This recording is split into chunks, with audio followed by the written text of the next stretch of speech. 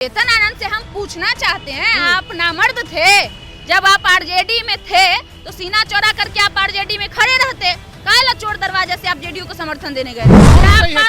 चिराग पासवान में थोड़ी सी भी अगर अपने बाप के प्रति समर्पण बची होगी, रामविलास पासवान के प्रति थोड़ा सा भी सम्मान होगा, तो हमें लगता है आज क्या जीवन में कभी भी उसके साथ नहीं होना चाहिए। है अगर तुम में औकात, अगर है जिगर तुम्हारे में, तो लड़ो निर्दलीय। आ रहा है विधानसभा चुनाव न, हम चैलेंज करते हैं चेतन आनंद और उसके पूरे परिवार को। नहीं है मोदी जी का, नहीं रखते तो उनका सत्ता कायम रहेगा। अगर नायडू और नीतीश जी छोड़ दे सरकार गिर जाएगी, ये बात तो सब जानता है। आनंद मोहन से पूछना चाहते हैं कि आप, आपकी पत्नी, आपका बेटा, पूरा समेत खानदान कौन सी ईमानदारी निभा रहे थे जब राजद में थे? तो ये जो इंसान दलित का हत्यारा हो, उसकी बीवी खड़ी थी शिवहर से, और चिराग पासवान कहीं ना कहीं खुद को दलित का नेता कहते हैं, किस मुंह से जाएंगे? ना आप सही है, ना आपकी बीवी सही है, ना आपका बेटवा सही है, और आप दूसरे पे अलांछन लगा रहे हैं। किस हिसाब से आप दूसरे पे अलांछन लगा रहे हैं? हुआ है नहीं तो आप जिस दलित का हत्या करिएगा और आप एक्सपेक्टेशन करिएगा कि चिराग पासवान आपके रैली में आए, आपके चुनाव प्रचार प्रसार में आए, कहाँ से उचित? आनंद मोहन और चिराग पासवान में राजनीतिक घमासान देखने को मिल रही है। आनंद मोहन ने कहा कि चिराग पासवान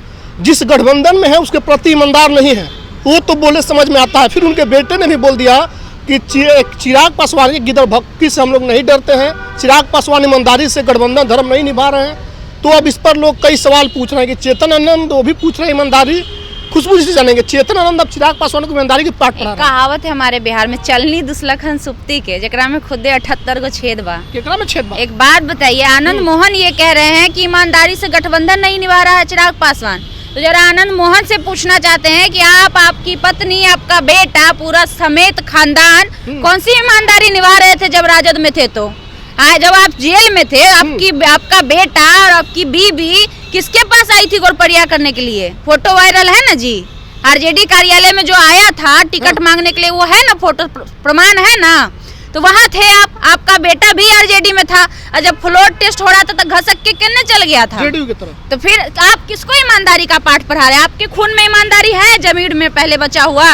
आप जो दूसरे पर उंगली उठा रहे हैं, हालांकि चिराग पासवान का भी गलत होने पे हम विरोध करते हैं, लेकिन जब सवाल यहाँ पे सही और गलत का आता है तो आनंद मोहन जी को शर्म उड़म नहीं आता है बोलने में? आनंद मोहन का शर्म करेंगे? क्यों नहीं शर्म कर दिया? क्यों नहीं शर्म करेंगे? गठबंधन धर्म वो कितना निभाए जो वो दूसरा पे उंगली उठा रहे हैं? अगर आप किसी पे उंगली उठा रहे हैं तो पहले अपने गिरेबान में झांक कर देखिएगा ना कि आप कितने सही हैं। ना आप सही हैं, ना आपकी बीवी सही है, ना आपका बेटवा सही है, और आप दूसरे पे अलांछन लगा रहे हैं। किस हिसाब से आप दूसरे पे अलांछन लगा रहे हैं? आप क्या समझ के रखे हैं बाकी लोगों को? चिराग पासवान क्यों नहीं गए उनके शिवहर में वोट मांगने के लिए? क्यों नहीं गए इमामगंज में? पूछेंगे तो उसमें क्या गलत है? चिराग पासवान नहीं गए, इसमें कौन सी बड़ी बात है? बहुत ऐसा राजनीतिक दल होता है जो हर जगह नहीं जा पाता है। गठबंधन में ऐसी सीन बहुत सारे जगहों पे होती है, सिर्फ चिराग पासवान ही नहीं, बहुत सारे ऐसे नेता हैं जो वहाँ।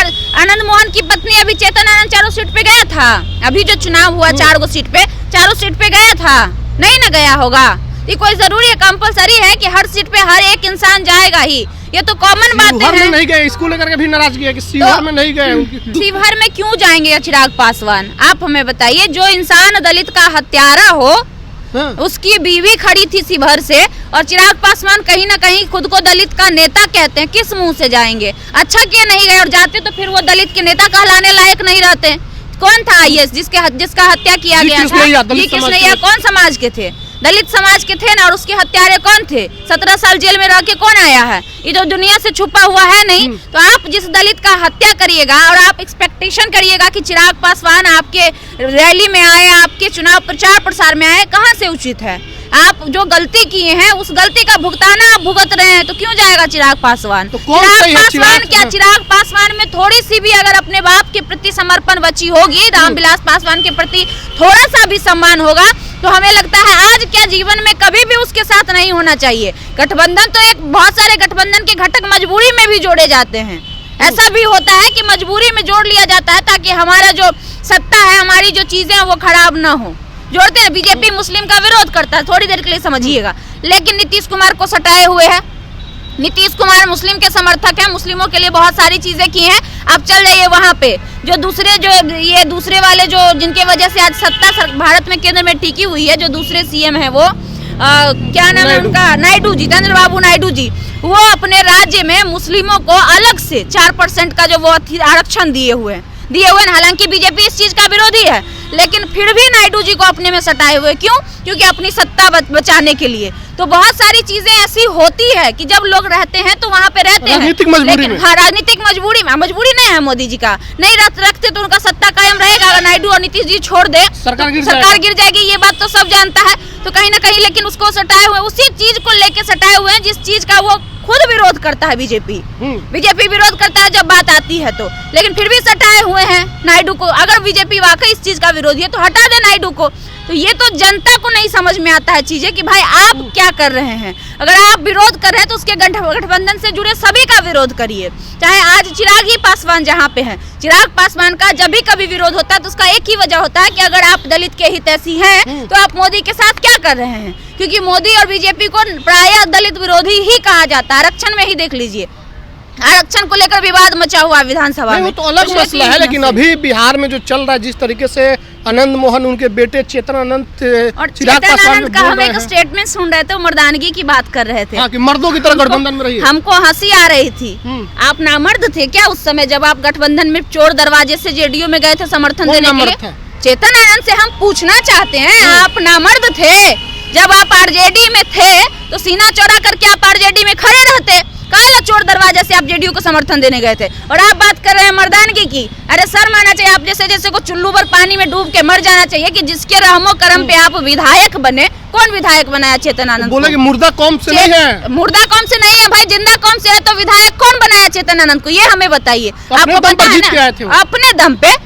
आरजेडी का टैग बहुत जगह ऐसा है ना जहाँ पे आरजेडी का, एक कहावत था पहले कि आरजेडी लालू यादव का नाम लग जाता था ना पीछे में तो कुत्तों सीट जीत जाता था, ऐसा कहा जाता था। चुनाव में ये भी कहा जाता है कि जब मोदी का लहर रहता है तो मोदी के नाम पे कुत्तों को टिकट दे देगा ना, ऐसे लोग बोलते हैं, पब्लिक बोलती है कि उसके नाम पे कुत्तों को टिकट देगा तो हम कुत्तवा को वोट देंगे, ऐसा सुनने को मिलता है। तो जिस समय की बात ये कर रहे हैं तो किसके टैग से आप जीते थे?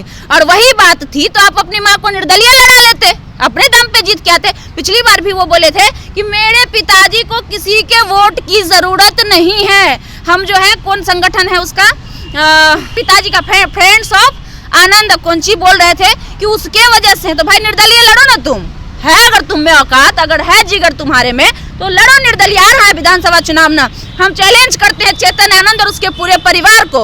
उनकी मां सांसद हैं, हालांकि बन चुकी हैं, उसके बावजूद भी चेतन आनंद आए और ठोक के निर्दलीय लड़के जीत के दिखाए अगर औकात है तो। तब सवाल ही नहीं उठता, सट जाएगा। कृपा में अभी इन्ने की कृपा पे था, आने वाले चुनाव में उन्ने का कृपा ले लेगा, नीतीश जी का कृपा ले लेगा। यही तो करता आया है, कभी इससे सटके, कभी उससे सटके, कभी ये, और खुद बोलेगा, खुद करता है गिरा हुआ हरकत, तो दूसरे को कहता है गिरा हुआ। भैया पहले अपने गिरेबान में झांक कर देख लो कि तुम कितने गिरे हुए हो। चलिए, तो चेतन आनंद और उनके पूरे परिवार को खुशबू ने रगड़ दिया और कहा कि पहले अपने गिरेबान में झांक कर देखो कि तुम कितने वफादार हो, बाद में दूसरे से सवाल पूछ लेना।